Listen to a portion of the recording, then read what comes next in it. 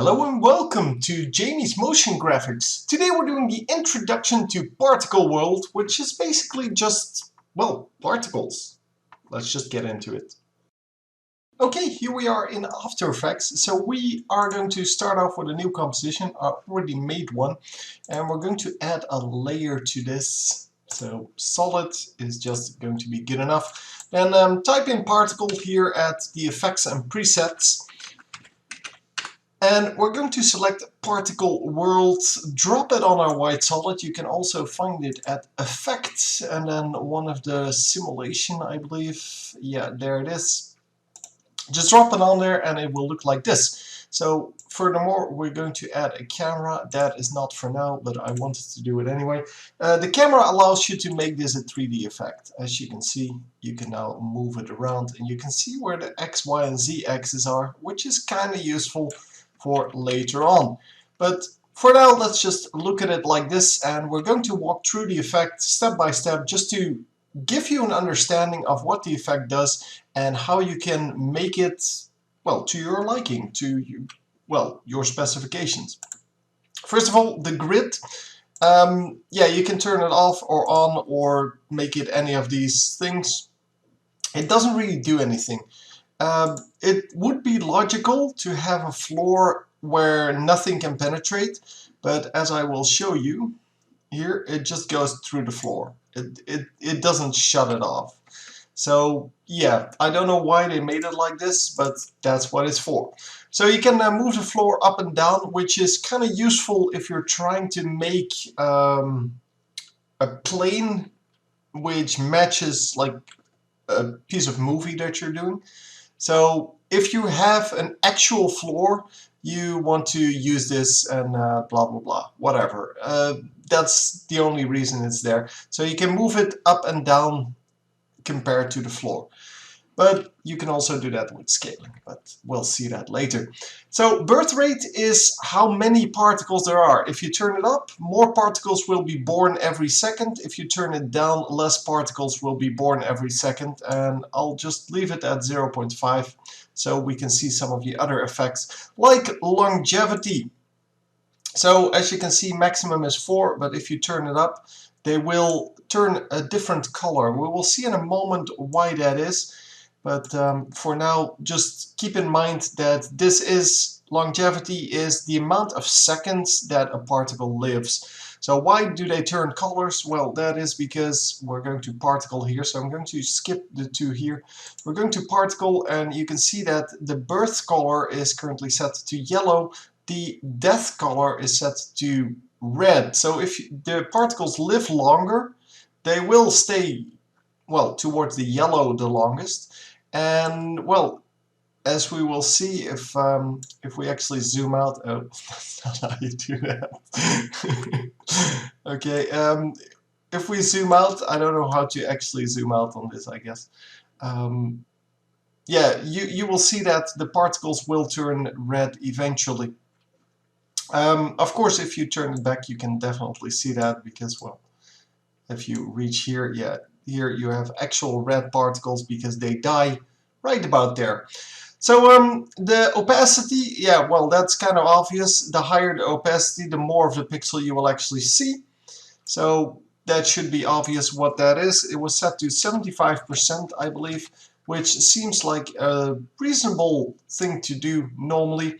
Then the color map, yeah, birth to death or death to birth, origin to death, I don't know. You can make this whatever you want. It means that how does it change color? So does it go from yellow to red from birth to death, or does it go from red to yellow? Things like that. It's fairly easy to understand. I'm not going to discuss volume shade, sorry, because, well, it's for advanced and this is really a beginner tutorial. Transfer mode, yeah, that is how you want your thing to blend with the background. We currently don't have a background, but it works in the same way as it would over here, so the transfer modes. So yeah, if you understand these, then you will understand these. So normally screen is a very nice compromise for anything, because screen will actually allow you to show the particles but not disturb the background. Except with the grid, so you need to turn off the grid if you have a background. But yeah, well, you should know that. So rest, we've done the particle. Let's skip that, and now we're going to go to the producer. The producer is just this little dot currently. It is where the particles are produced. You can actually position that in a different spot, and you can see that it will move around the entire thing. You can also move it in Y direction, and this is what I was looking for earlier.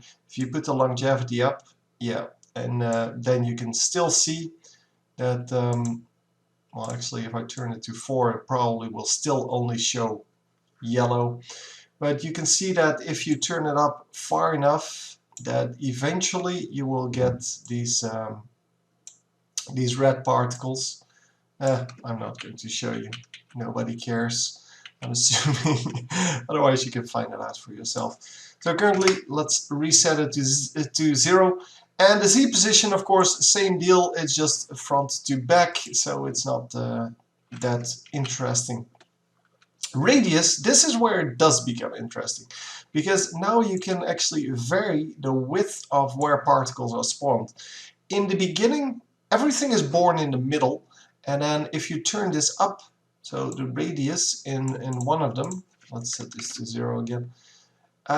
If you turn this up, this case in X direction, which is, well, horizontal, it will actually spawn like this. Can I zoom out? I don't really know, but yeah, you can see it. Hang on. If I turn it down, everything gets born in the middle and goes from the middle outwards. If I turn it up, it will actually become more of a line here. Of course, I can do the same with Y, and then it becomes a plane where everything gets born. Yeah, well, currently the Y is, of course, the height. So let me show you the Z first. Then you get the point. Like now, instead of it being a line, it gets born everywhere. So, and if I put the longevity to 0.01, comma 0.01, we should be able to see where exactly this these spawn points are. Let's turn off the grid just for a moment. So now you can see that it's a square, and or here now it's a line, and you can turn the line up and down and turn the width of the square up as well, rectangle I guess. And as I said, the Y position, yeah, currently it looks like this, so it's a horizontal plane, and if you turn up the Y, it will actually become bigger as well. It's fairly easy to understand. It's just that this is only where the particles are born. It's nothing more than that. So it's just, yeah, currently everything is born in the middle, and you can alter that by changing these values, making it into, well, anything up to a cube. But lines, planes, well, rectangles, I guess, there's yeah, no limit to it. And most of the time this is good enough, so you don't really need anything fancier than this. And the producer is really just where the particles are spawned. It's not a physical thing. So then physics, this is where it actually becomes a little more interesting in what you can do with it. First of all, no, let's not discuss that. First of all, let's discuss gravity. Gravity is just how much it's going down. So you can, of course, make negative gravity as well, and then everything goes up. So if I take it to -1, everything will go up instead of down. And if I set it to 0, everything will be an actual explosion. So it will go outwards without going down, which is very useful for a lot of effects. So yeah, well, you can just play around with it, I guess. It's fairly easy to understand. Resistance is how much the particles lose speed over time. So if you have high resistance, like here, then you will see that the beginning particles, which are the yellow ones, have lines, whereas the red ones are all dots. Because the red ones, that's at the end of the lifetime, they will have, well, lost most of their speed, and therefore, yeah, well, nothing happens anymore. By the way, particles do get generated over time, so you can see at every point in time, the yellow ones are lines and the red ones are just dots. That's because of the resistance. So if I set that to 0, everything will be the same length, which is mostly useful. But yeah, there are uses for resistance. Yeah, the other two you can find out for yourself. It's not really important.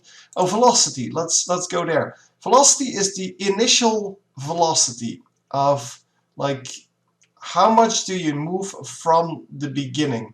So yeah, you can set it to negative well for different effects.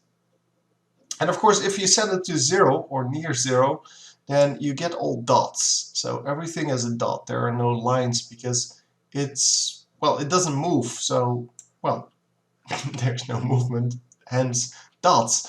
Inherent velocity is just, well, something that you can play around with. If you really want to know these advanced effects, like the extra angle inherent velocity, and I skipped some things in particle as well, yeah, you can see that later. By the way, I did forget something, but I'll do that in a moment. So then the effect that you're trying to create, yeah, you can just click them and you will see what they do. But we currently have explosive, which means that, let me reset the producer for this one, because it would actually be useful to understand this a little bit more. Yeah, you can see it a little bit better this way. Let's put it up a little bit. So yeah, you can see now that this is an actual explosion. That's how an explosion works, right? You have a center part and everything moves outwards. Of course, if you make a line or a square, it will move out from there.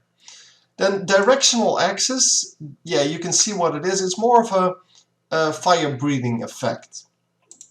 Cone axis, same deal, but then in a cone, and you can move it around because, well, we have the camera on it, so you can actually look at it from different angles. But it's basically the same thing. It's just that this one is actually along one line with a little bit of variation, and the other one is just an actual cone, so it's way bigger.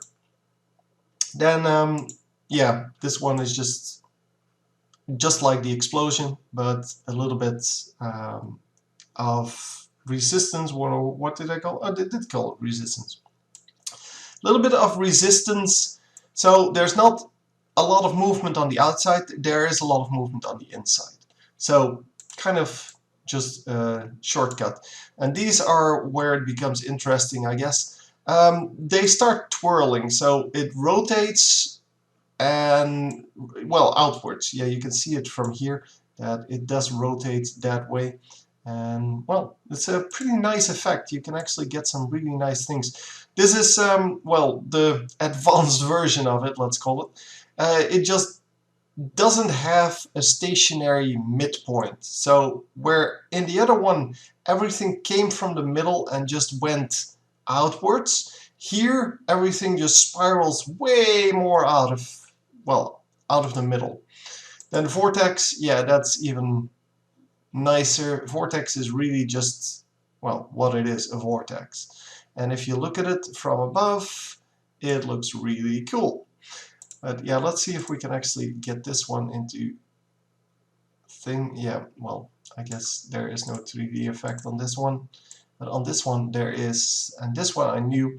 But yeah, as I said, it twirls a little bit, but it does have a 3D effect on it. So apparently the twirly does not have a 3D effect, it's just a flat layer. Fire then, yeah, that's really if you're trying to mimic something like a fire. I don't know if I can actually make the velocity a little bit higher so you can see the effect a little bit better. But it's kind of trying to simulate that you're burning something in the middle and then it's going upwards. And if you turn up the gravity, then you can, or turn down I should say, so make it -1. Oh, wrong way. yeah, I apparently I'm upside down currently. So you can see that it kind of goes in, well, -1 is maybe a little bit too much. -0,2. No, not minus. Sorry about that. So it's kind of throwing these little sparks up into the air, which is kind of cute. And that's the way a fire works, right? Like you're burning something here, and then little sparks fly out, and well, they turn color. That's why they're, well, that's why it's called fire. The jet sideways, yeah, this should all be pretty standard. Hang on, let me reset this position.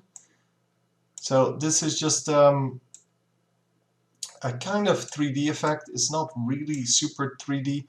If I turned on the velocity to, let's say, 1, maybe even less, then you can see what it's actually trying to do. It's kind of a half sphere, and realize that the gravity is on currently, so if I turn it off, it's yeah, it's more like this. It's almost a flat effect, but it is trying to make something that is 3D-ish. It's not entirely 3D, it's 3D-ish. So yeah, fractal omni, that's just a cute shape. It doesn't really do anything special, and the same for the last one. This one is also just a cute shape. It's kind of a variation on one of the earlier ones that we saw. This one, it's between this one and the cone, and then you kind of have the cone was a little bit wider, and this one is, well, between the two. Yeah, it's not a lot of things to understand here. You just have to try them and just see what they do. So let's set it back to explosive. Go back to particle because I kind of forgot something. I wanted to do this later. But yeah, particle types. There are a lot of pre-programmed particle types. I do want to draw your attention to the faded sphere, which is one that I frequently use. This is one of the most useful things out there. They do have separate well, controls, I guess. So if you turn down the opacity, or you have more size variation, or things like that, like death size, birth size, you can make different effects which you might have seen in, well, if you start paying attention to that, in movies, because this effect, especially with the faded spheres, is used quite a lot in animations for movies. And of course, you can make them different colors. So, well, there's that. For the rest, yeah, I don't really use a lot of the other ones. I guess the quad polygon is kind of nice. Not in this color, but if I make it white and gray, for example, you can use it as newspapers that are floating in the wind. Or you can use it if you turn it down and you make it bluish, this one. So let's make this one a little bit bluish, like this. Now all of a sudden it's glass. Like, not in this configuration, more in oh, hang on. If I would have to go back to the physics and make it into, for example, the cone. And yeah, you can let it fly towards the camera or let it fly away from the camera.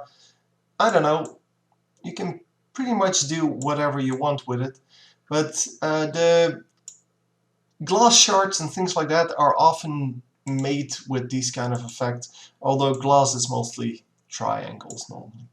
So, but yeah, just wanted to point that out. For the rest, yeah, I like the line, well, as I said, the faded sphere and the polygons, but the rest I don't really like, but just try them out. They're actually really nice, or at least some of them are, and you can use them for different effects. Obviously the bubble one is, well, kind of cute. If you're doing something underwater, this might actually be cute. It generates bubbles. Yeah, it's kind of weird, but that is the way it is. So yeah, you can see that if you're trying to create a diving thing, that this is fairly easy to recognize as the bubbles that are coming from his persona, I guess. Let's set it back to line. Well, we've seen that. But yeah, just wanted to point that out, that particle type is in there. And as I said, there are quite a lot of options with that. The texture is just for the bottom ones. So texture, square disk, and faded disk. So if you want to use those, you have to select the texture as well. Camera, yeah, I don't really use that. I normally use an extra camera, but you can technically use this as well. So you can vary the distance with it. Yeah, currently it doesn't show up because we're watching through an actual camera. But you can vary the distance and the rotation just like I'm doing with the normal camera. It's just that the normal camera has way easier control because you can just use the orbit camera tool, and that way it's just super easy. By the way, you can move this this point of origin if you're really, well, trying to. Yeah, because I tend to keep it in the middle, but you should do it with the producer, of course, because then the top of the both of the compositions will stay the same. But you can do it however you like. Just keep in mind that if you move the entire layer, then this might happen. Hang on, position Y. Yeah, well, same effect, but yeah, this might happen where you see a sharp line in your configuration, which is something that you generally don't want, but maybe that is exactly what you want, and then it's actually useful. So for the rest, there's not a whole lot to the effect. Of course, we have some additional things on there, like the scrubbers and the things that are actually skipped that are advanced stuff, but, well, you don't really need to know those in a basic tutorial, right? So just experiment with it. It's a very useful way to introduce like little dots that are moving around in a very easy way without having to animate them one by one. And keep in mind that if you turn the birth rate very low, you can also make very subtle effects. So 0,1, you can see that you actually get different, well, things. This looks completely different from if I make this to 20, where it actually becomes more fireworks than anything else. So yeah, just try it out. It's a fairly useful effect. You can use it for a lot of different, well, animations, and you can also make really cool just graphical things with them. I mean, this just looks cool on its own. Anyway, hope you enjoyed, and I will see you next time.